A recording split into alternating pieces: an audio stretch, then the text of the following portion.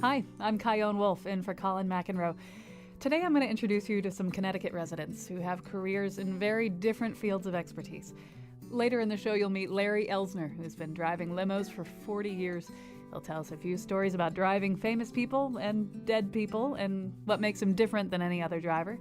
You'll also hear from Bishop John Selders, who serves in the United Church of Christ, and he's the co-founder of Moral Monday, Connecticut.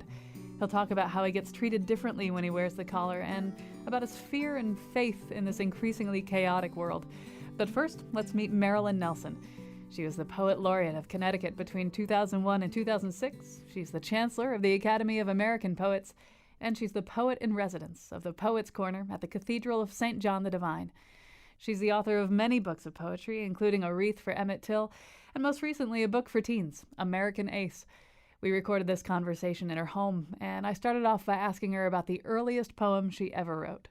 I don't remember my first poem, but I do remember an early one that I wrote when I was in 6th grade, I believe, about my baby brother. And I can probably recite it. I think I know it. His name was Melvin. He's 10 years younger than I. He was 10 years younger than I. And this was: Little Sir Melvin, in knighthood is he, rides on a black charger, it's really my knee. His sword is a bottle, his armor a gown, and he looks quite splendid as he rides through our town. Yay! Now, how do you know? You've written a lot of poems in your life. How do you know when you're done with a poem? Oh gosh, I don't know. There is a great sense of satisfaction that comes over you, though, when you have that feeling. Oh, yes. And then if you set it aside and look at it again, sometimes 15 minutes later, you realize it's completely wrong. You have to do the whole thing over again. Somebody said, I don't remember, some poet said that the way you know a poem is finished is that you can't stand to read it again. It's really frustrating to keep discovering that there are always things you can tinker with. The book A Wreath for Emmett Till. The form, you used iambic pentameter and a heroic crown of sonnets. Can you explain what that is and why you chose to use it? Crown of sonnets is a sequence of sonnets in which the last line of one sonnet becomes the first line of the next one. A normal crown of sonnets has the first line of the first sonnet being also the last line of the last sonnet. So that's a crown of sonnets. A heroic crown of sonnets is a sequence of 15 sonnets that work in that way. And the last one, number 15, a sonnet has 14 lines. And the last sonnet in a heroic crown of sonnets is made up of the last lines of the first 14 sonnets. And it's the dickens to write. I can't imagine anybody wanting to write a second heroic crown of sonnets. Yeah. I have so many questions about this book. I read the description of what you were doing, but I don't think I really wrapped my head around what it would feel like to read it. And then at the end, to see all those lines stacked on each other to have a final say was really powerful. I want to ask you why you wanted to write this book, but at the same time, why wouldn't you want to write this book? But why did you write this book? An editor called my agent and said she had an idea for a book which she thought only I could write. And she asked us to come into her office so she could discuss it with us. She wouldn't say what it was over the phone.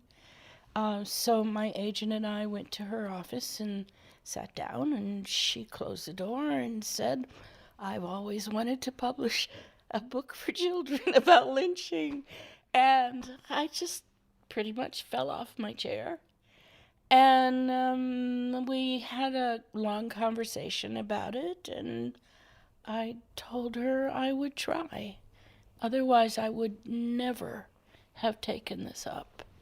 So it was a tremendous challenge.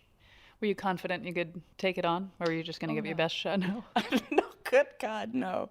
I just gave it my best shot. Yes, that's all you can ever do. But I was really terribly daunted by the idea, and at first I was struggling. I mean, we had a conversation about it. Maybe there could be a boy in his backyard, and there's a tree in the yard that's haunted, and how do you write a book about lynching for children?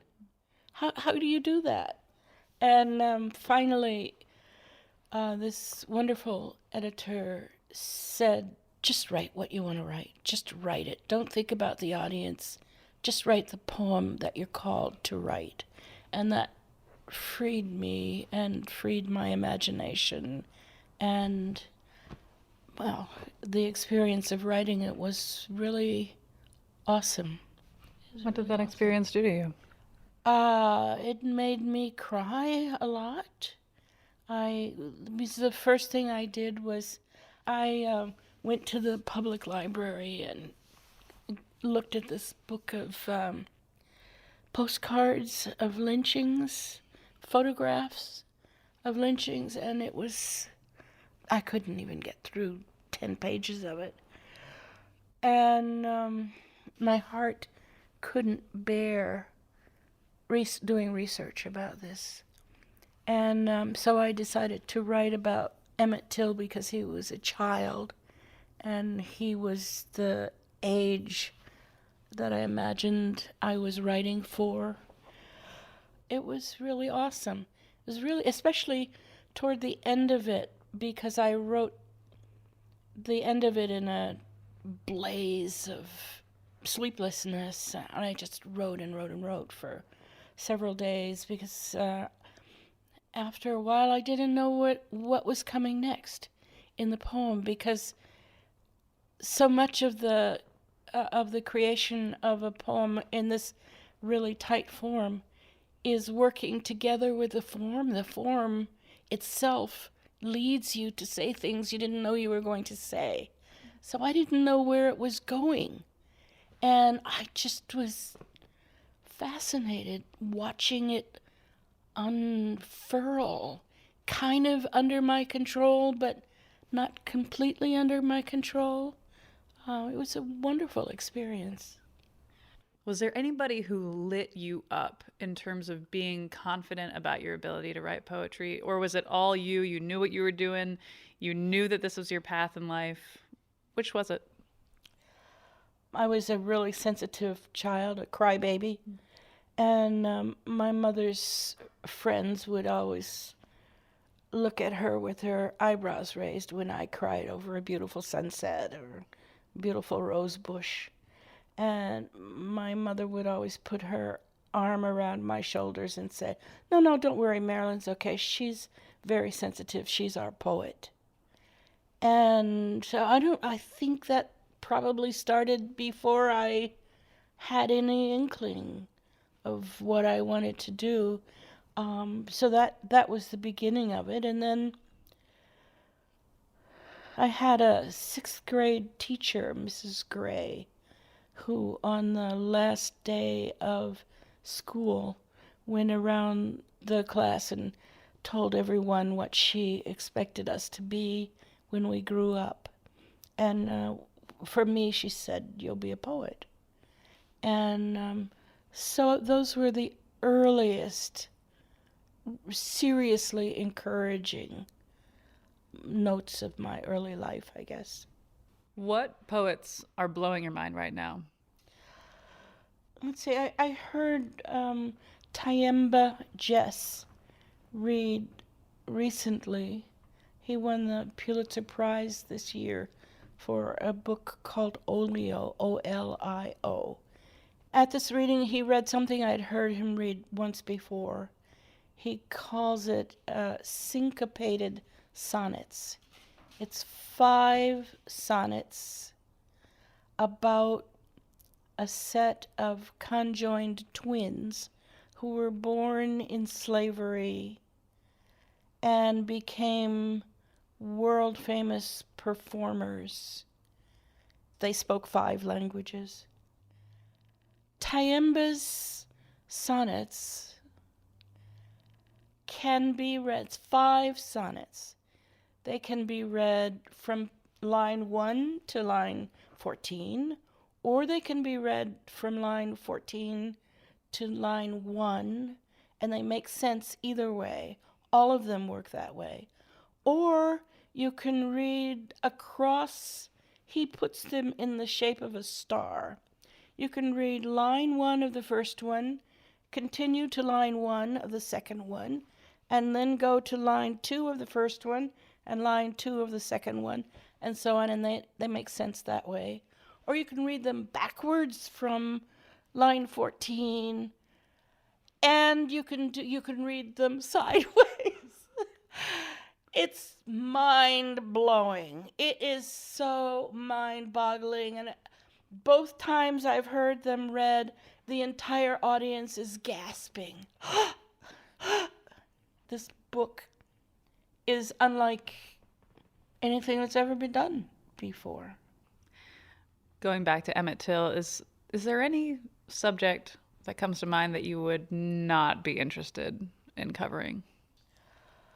Oh, well, I'm not interested in writing about bad people, anger, or expressing anger.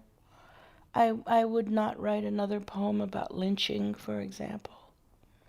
I don't want to write poems about outrage. I have been writing during this last few months, but what I've been writing is, I think, not exactly a direct expression of outrage, but I don't know, Catch's voices, a couple of poems are in the voices of Syrian refugees, for example, and they're more sad than expressions of outrage.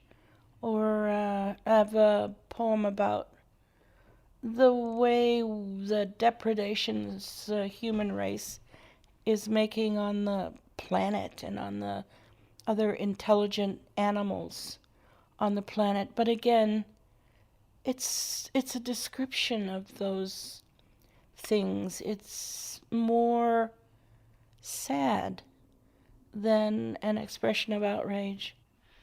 If sadness is part of what you can be drawn to or you're comfortable working within, it's tempting to think about hope, especially in times where it feels hopeless.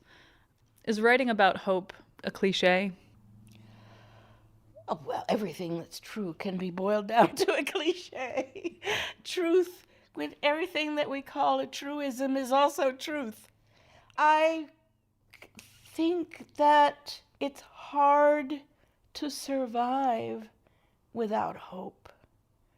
One of the things our poets can do for us is to remind us that humans are really bad, frankly. Humans are kind of monstrous.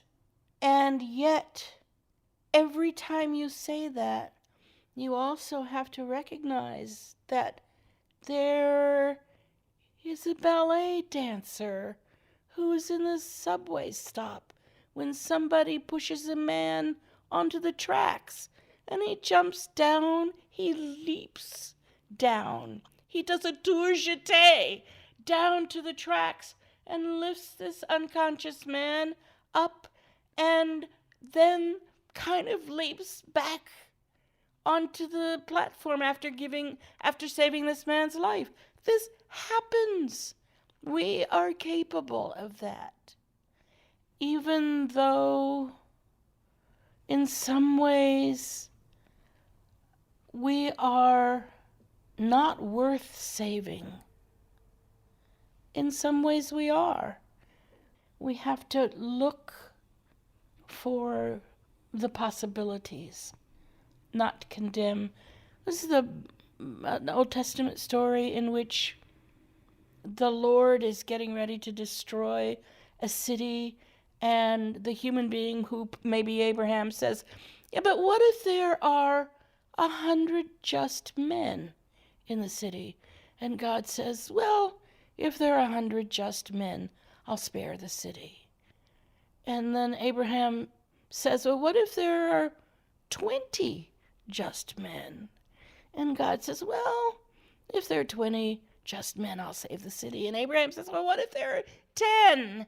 And finally, they have it worked out that if there's one just man in the city is worth saving. And we have to say the same thing, I think. That's the role of the poet. It's a possible role of the poet. It's, if this is your task, if you're willing to accept it.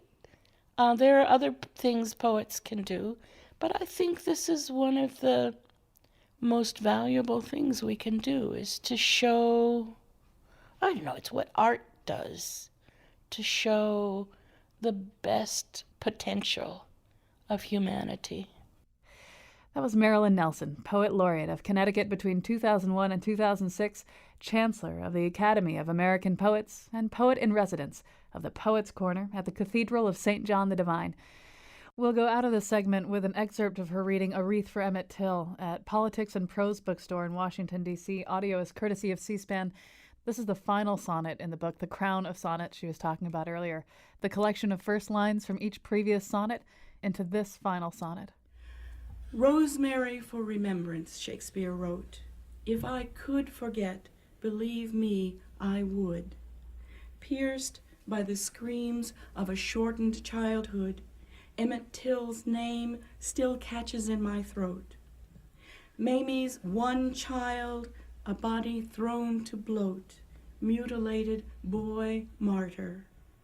If I could erase the memory of Emmett's victimhood, the memory of monsters, that bleak thought tears through the patchwork drapery of dreams.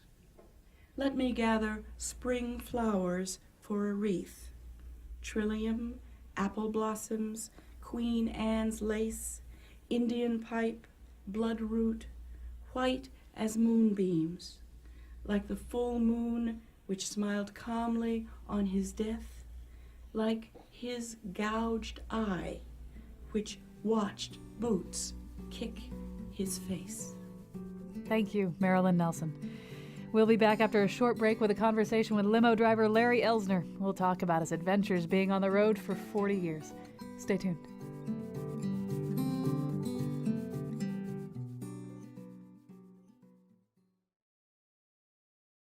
Welcome back. I'm Chion Wolf in for Colin McEnroe. Today we're talking with three very different Connecticut residents who have careers in very different fields of expertise. Joining us now is Larry Elsner. He's the owner-operator of Solico Driving Services. Larry's been a limo driver for 40 years. Larry, welcome to the show. Thank you very much.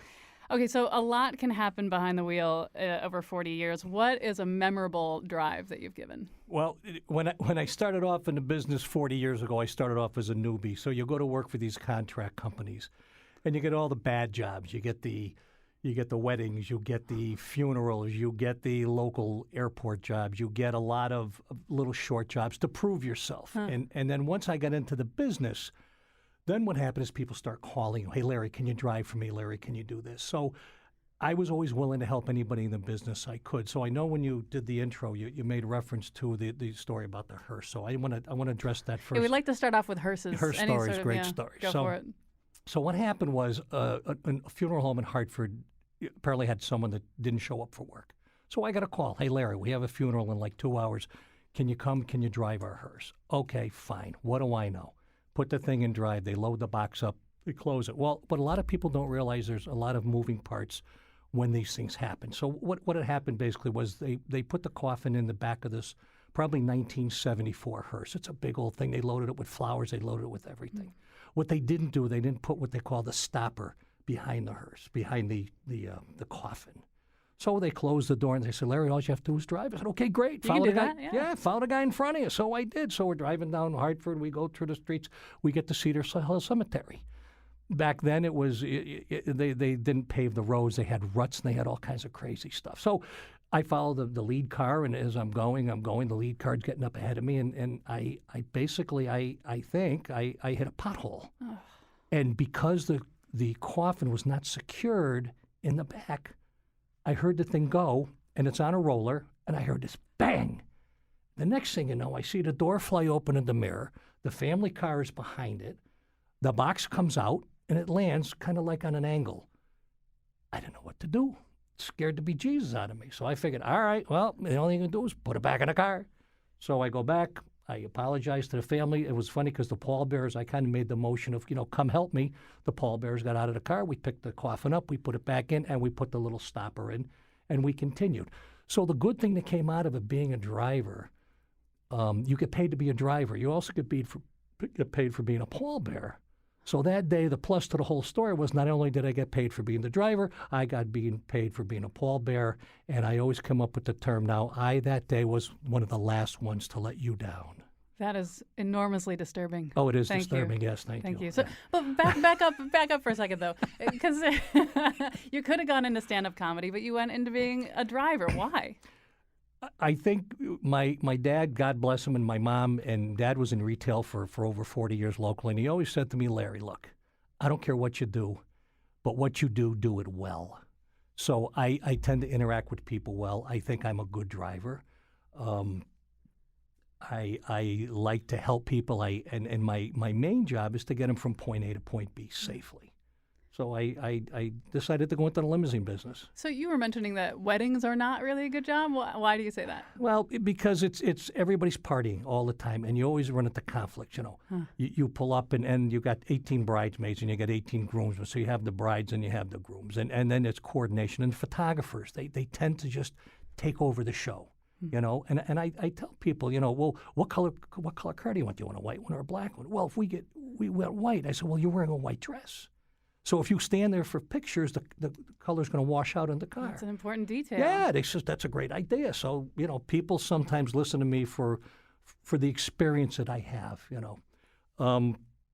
Celebrities. It was a great job for the younger people when I was young. Now I'm 62, and so going back, I was in my late 20s, early 30s. So you get this gig from the Greater Hartford Open years ago. Actually, it was the Sammy Davis Jr. Greater Hartford Open, and I was selected, I don't know why, probably by default, got the short straw, to drive Sammy Davis Jr. around. So back then, we had a police car, a lead car, and two motorcycle cops. So we would drive all the way, go to Weathersfield Country Club. So we're sitting at the golf tournament, and people do crazy things. I don't know what it is. When people see a limousine, right away they think it's theirs, So people are curious too because the windows are all dark. So a lady comes up and there's a cop standing next to me and she says, "Who's in the car? Oh, what a beautiful car! Who's in the car?" I said, "Millionaire industrialist Larry Ellsner." "Oh, I know that name. Oh, I think I know him. I've seen him on TV." So people just don't get it, Night outs, when we do night outs, same thing. You pull up in front of a bar, your people are drinking, and everybody else in town is drinking also, and you always get the person that says, "Oh, hey, there's my car." I said, "Well, if it was your car, let me look at the registration. Maybe it is your car." I said, "But now it's my car." So, it's just people do crazy things when they see limousines. Now, who are the clients that you typically take around now, lately? Now I do 90% of my stuff is corporate. So where do you take them? I take them usually New York, Boston, sometimes Philly. Yeah. We do New Haven train station, Bradley Airport. So that's the most common. Yeah, and they're steady. And that's what I love now in my career is the steadiness of working with the corporate people. Yeah. They're wonderful. Now, I imagine some corporate people are like, you do your job, I'm going to sit in back and work on this. Are a lot of them like that, or is there some sort of interaction that keeps happening with you guys? I think the interaction comes from me knowing all their idiosyncrasies. So I know if I got to pick up a guy at 4:45 in the morning and he has to go to New York City, he's not going to be too talkative because a lot of my executives are very intense. So they want to just get in the car, get in their BlackBerry or Blueberry or the Dingleberry or whatever they're on, and I drive the car. That's all. My job is to drive and to get you there. Yeah. But the beauty part about the corporate people is since you have them all the time, I know that, for example, Mr. Jones likes coffee black from Dunkin' Donuts. Sorry for the plug. So I will make every effort to have a black cup of coffee and Dunkin' Donuts. And a lot of the drivers don't go further than driving the car. So I think that's what separates me from like a contract driver. I mean, I drove for the limousine companies, and you have this don't care attitude, like, okay, I got to take this schlub to a ball game. I got to sit there and, oh my God, what am I going to do? And you know, when you're an owner operator like I am, you know, you tend to be more attentive to the client's needs. And you know, honestly, Chion, anybody can drive a car, but you have to drive it well. See, that brings me to my next question. You know, there's, of course, Uber and Lyft, and they're super popular now. How have you fared, pun intended, against Uber and Lyft? I don't. It's funny because I was down in Florida recently and with my wife, and I used Uber, and I never thought in the world of limousine business I would ever use Uber. The only thing that I see with Uber is a lot of them do this part-time. Their cars are very small. They're very nice people, don't get me wrong, but a lot of them, like in Florida, they don't speak English. So I say, I'm going to go over to downtown Disney. So they say, okay, and they grunt and they groan and they get in the car. And off we go for the half fares. I had just a couple of days ago, I was in Boston with a group, and I took an Uber, and I told the guy I was going to Brookline, and I gave him the address. So he took me to Brookline Avenue in downtown Boston. So, the people, I do all my research ahead of time where I'm going. I got to go, I have to know where I'm going. And the Uber guys, it's a part-time thing. Some do it just because they're retired, they want to get out of the house. Some do it just because they just like to drive. Now, we've got just a couple minutes left. I know time's flying. Oh my! So since you're a driver, that means you're in traffic a lot. Do you have any advice for people in terms of coping mentally and physically with traffic? I think you just have to sit there, and I grit my teeth a lot. I have dental issues because I grind the heck out of my teeth. It's just, this is what you're paid to do. So you have to have a presence of mind as, look, you're not going to stop the traffic. You're not going to stop, what's happening there. You just go and do your research. Go the best route you think you know, and it's always going to happen because there's so much construction in the state of Connecticut, and it's in New York. I was down there last night. The UN is in session. Can you imagine the turmoil and the chaos between First Avenue and Fourth Avenue, and everything's barricaded, and you can't take right turns, you can't take left turns. So maybe like some deep breathing and a mouth guard? Is that what you're saying? Yeah, absolutely. And then maybe a little something to drink, which I can't say that, a little taste. But no, I don't drink and drive. I pull over. Okay, go ahead. Larry, if you were going to go back to yourself 40 years ago, first of all, would young Larry 40 years ago be surprised that he's still doing this? And what advice would you give him? Oh, boy, I've always been in the service business, and I've enjoyed my time. And would I do this again? Yes. Would I learn about the business? Yes. Would I own my own business? Yes. Because as you learn, you grow and you advance in knowledge. And so now I know all the mistakes I made over 40 years, and I'm fairly successful. I don't solicit new clients. People tend to find me. But the other thing with that, honestly, is sometimes when you tell them the price, family especially, they said, I want to go to the casino. I told my mother this one day, God bless her. She says, I want to take myself and two of the girls and get down to the casino. I said, okay, Ma, it's $50 an hour plus tip. She goes, I'm your mother. I said, I'm a for-profit agency. So this is just the way it is. Everybody wants something for nothing. This is why I don't advertise. I don't want the 3 o'clock in the morning calls of, hey, I'm drunk. I'm at Freddy's bar. Can you take me home? Right. Leave that to the Uber and Lyft guys. Now, I'm wondering, you're sitting in a car all day, and you're a big dude, and you don't get to move much. So Correct. How does this job affect your health? It's terrible. I'm diabetic. I'm overweight, but I'm funny overweight. Fat people are usually happy. It has affected my health. What I do now is if I'm on a waiting job, when I'm sitting there, I will lock the car and I'll walk. And I bring a pair of sneakers, and if I'm a long day, I'll bring a pair of shorts, and I walk around. What do you do? Because you do a lot of waiting, and sometimes you're waiting for your client to come back. What do you typically do when you're waiting? Word trick. What? Word trick on the computer. Trick? A little word a game? Yeah, it's a game. It's young people in your games. I know. I had to get into it at 62 because I had no idea what it was, or buzzword, or whatever these things are. So yeah, I do a lot and then I'm booking work, and I'm eating. I love eating. Oh my God, you can tell by the size of me. Does this shirt make me look fat? No, I told my wife I wasn't going to say that. You got it out. Is there anything that people get really wrong? Like when they think about when you say you're a driver, what do they get wrong? What are they not getting right? that there's more to it than just driving. It's not just a driver. You've got to apply yourself. You've got to. People think that as a driver, you're just a driver, but there's more to it. You have to take the extra step. There's drivers and there's drivers. There's real drivers or chauffeurs or whatever you call them. The contract guys, it's like, oh, I got another job. I got to go to the airport. And the company's not paying me a lot of money, and I just don't care. I think if you want to get in this business, you have to care more than the paycheck. You have to care about the people. You have to care about your vehicle. Some guys show up with cars, they're just trash. What kind of car are you driving now? I have a 2016 Lincoln MKT town car, and the town car distinction is because this car is built for the livery industry. It's got bigger brakes, bigger suspension, it's got heavier duty, everything on it. So take the pounding, and I just turned 54,000 miles, and I've had the car about 13 months. Wow. So how do you know when it's time for a new car? Every 5 years, whether I want to or not. I usually turn my cars in with 270 to 300,000 miles on them. Is the money good? The money's okay. And what people don't realize, too, is that, you get a flat tire. Now you have a client in the car. What do? You have oil changes, gasoline, you have maintenance, brakes, shocks. I mean, it's almost like I want to relate it to an independent operator. Yes, you make X amount of dollars. You can make six figures. You can make $100,000. But making it and then you take out the expenses, you're probably about $40,000 a year, $45,000. So, thank God my wife is retired. She had a great job for 39 years. I'm happy she's retired. She's happy she's retired. Yeah. Would you say there's a certain personality type that goes into driving? Because, there's a certain personality type in other jobs, and in others you can get all types. What do you think? Yeah, I think if you want to be in this type of job because you're dealing with people, you're dealing with situations every day, something is different. You have to be someone that can roll with the punches. You have to be someone that can adapt.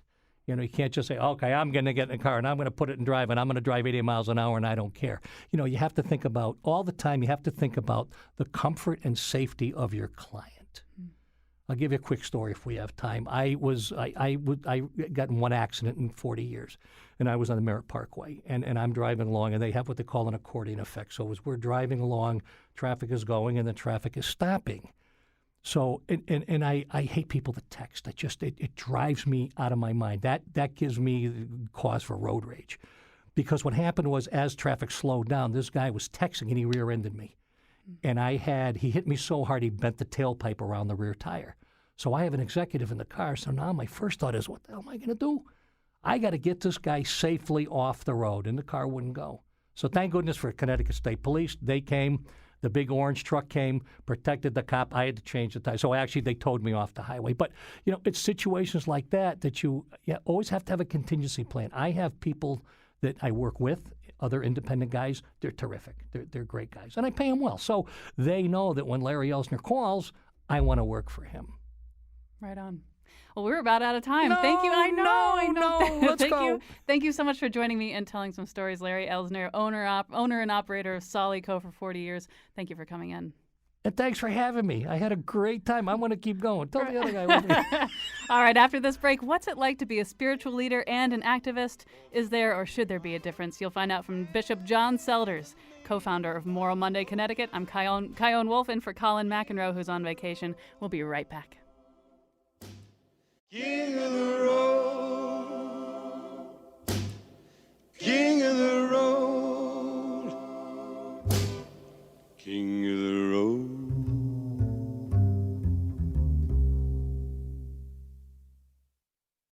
Welcome back. I'm Chion Wolf, in for Colin McEnroe. Today I'm having conversations with 3 Connecticut residents who have careers in very different fields of expertise.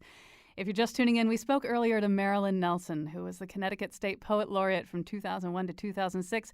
Then we talked to Larry Elsner. He was a limo driver for 40 years. And now I'm excited to introduce you to Bishop John Selders. He's an ordained minister serving in the United Church of Christ, the organizing pastor of Amistad United Church of Christ, associate college chaplain at Trinity College in Hartford, and he's the co-founder of Moral Monday, Connecticut. Welcome to the show, Bishop. Glad to be here.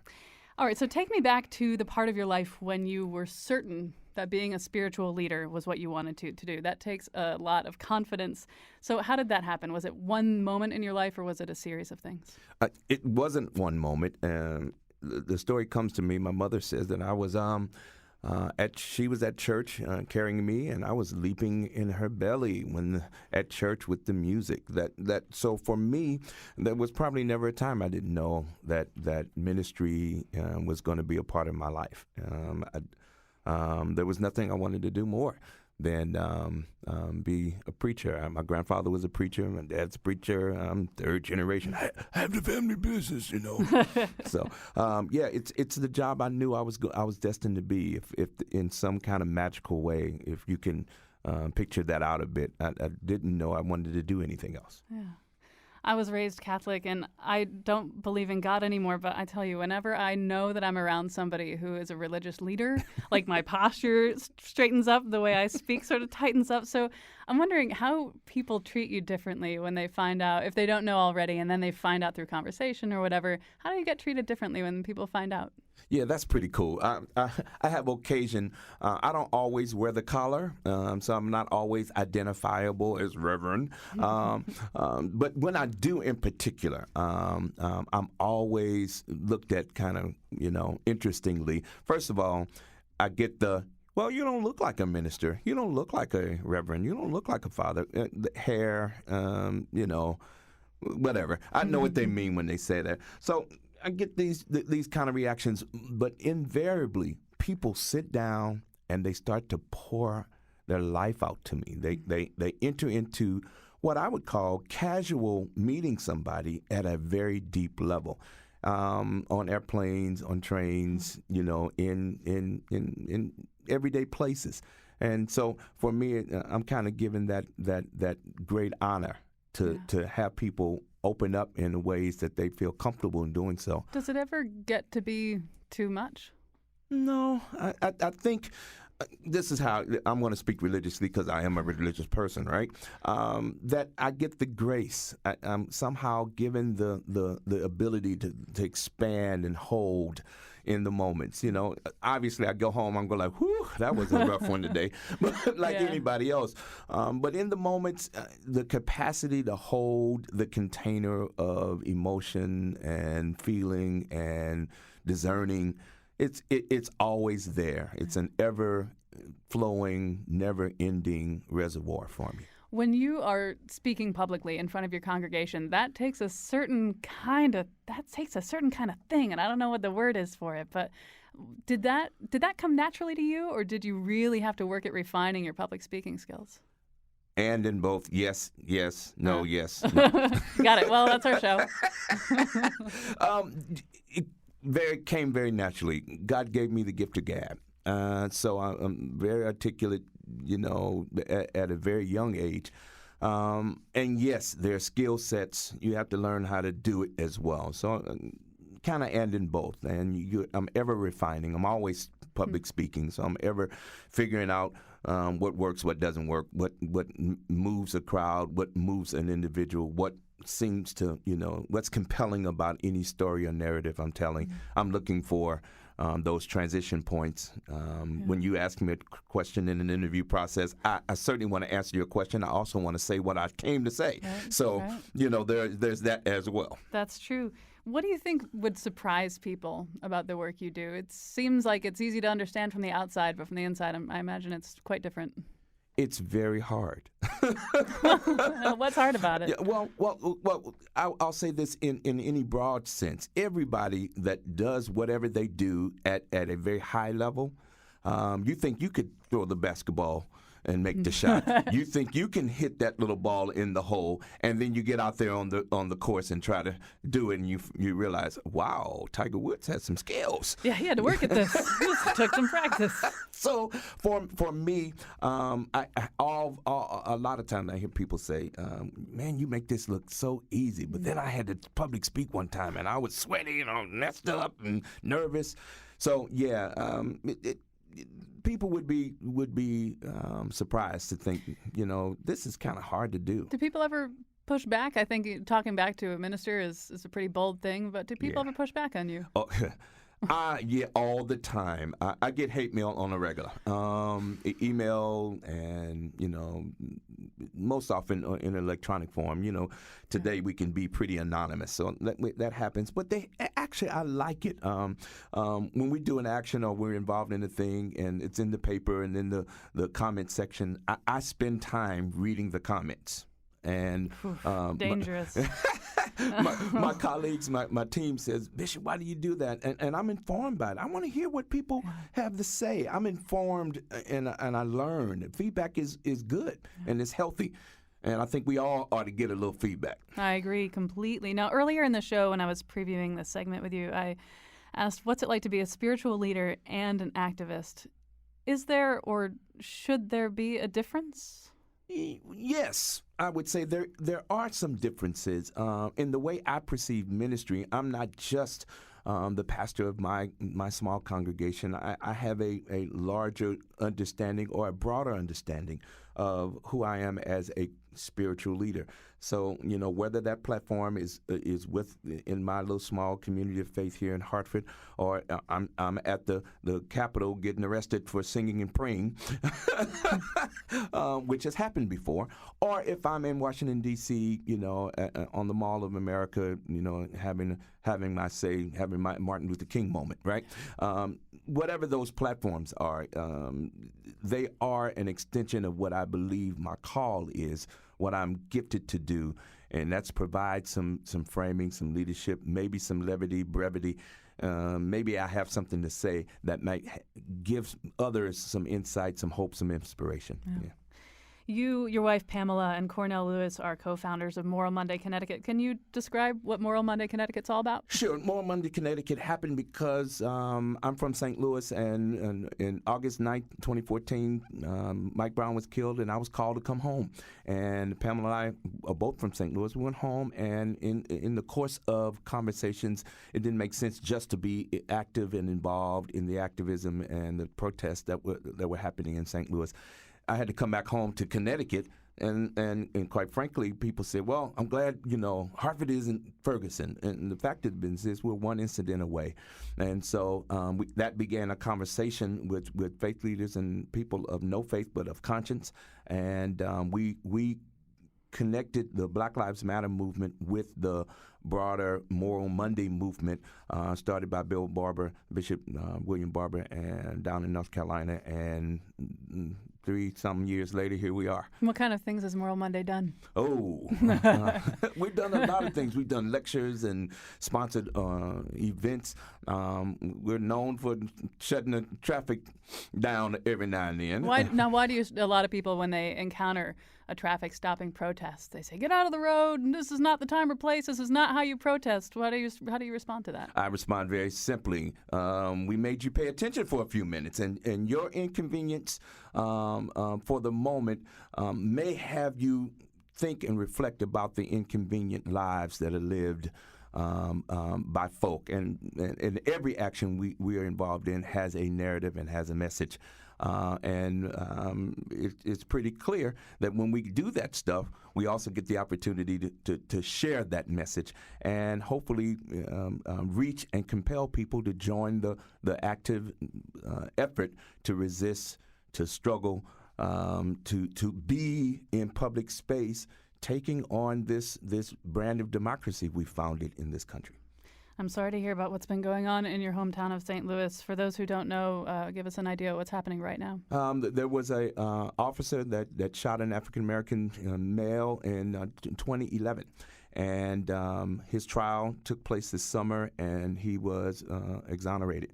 And there's been that happened. The announcement of that case and his exoneration happened on Friday, and there's been civil unrest in St. Louis ever since. Yeah, that was the shooting of Anthony Lamar Smith in 2011, right? And it's just a few miles away from Ferguson. Absolutely it was, and it's a tragic, set of circumstances. And what it keeps happening for many of us, it keeps re-traumatizing the experience of a law enforcement officer who doesn't somehow get they get off, and so they don't get the compensation for what some would say an unjustifiable act. If Anthony was selling drugs, as in this particular case, did it then require his life? Right, a death sentence. And officers get to be judge and jury, and executioner